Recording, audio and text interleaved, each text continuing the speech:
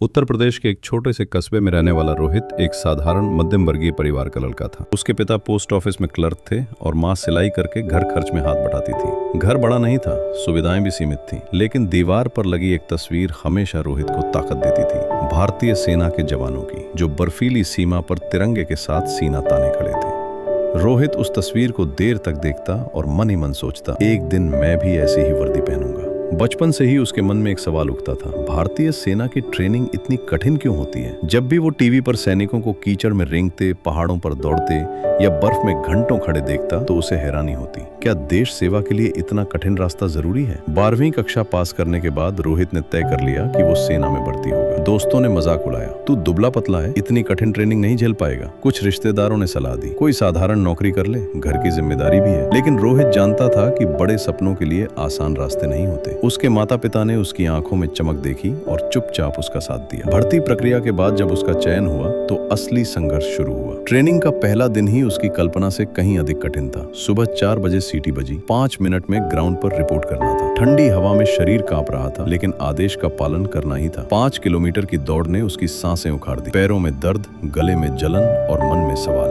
क्या मैं कर पाऊंगा? दिन बीतते गए और ट्रेनिंग और कठोर होती गई। एक दिन ट्रेनिंग ऑफिसर ने सभी कैडेट्स को मैदान में खड़ा किया। उनकी आवाज कठोर थी, लेकिन शब्दों में गहरी सच्चाई थी। उन्होंने कहा, तुम सोचते हो ट्रेनिंग इतनी कठिन क्यों है? क्योंकि सीमा पर हालात आसान नहीं होते। वहाँ दुश्मन तुम्हारी थकान नहीं देखता, वहाँ मौसम तुम्हारे आराम की परवाह नहीं करता। अगर यहाँ पसीना नहीं बहाओगे तो वहाँ खून बहाना पड़ेगा। ये शब्द रोहित के दिल में उतर गए। उसे समझ आया कि ये ट्रेनिंग सिर्फ शरीर को मजबूत नहीं बनाती, बल्कि मन को अडिग बनाती है। एक रात नाइट नेविगेशन अभ्यास था। घना अंधेरा, चारों ओर सन्नाटा और लक्ष्य तक पहुंचने की जिम्मेदारी। रास्ते में वो कई बार फिसला, कांटों में उलझा और एक पल को लगा कि वो भटक गया है। डर ने उसे घेर लिया, लेकिन उसी क्षण उसने खुद से कहा, अगर आज डर के आगे झुक गया तो कल देश की रक्षा कैसे करूंगा? उसने गहरी सांस ली, नक्शे को फिर से देखा और आगे बढ़ता रहा। आखिरकार वो लक्ष्य तक पहुंच गया। उस दिन उसे एहसास हुआ कि असली जीत शरीर की नहीं, मन की होती है। धीरे धीरे रोहित बदलने लगा। उसे समझ में आ गया था कि कठिन ट्रेनिंग कमजोर इरादों को छांट देती है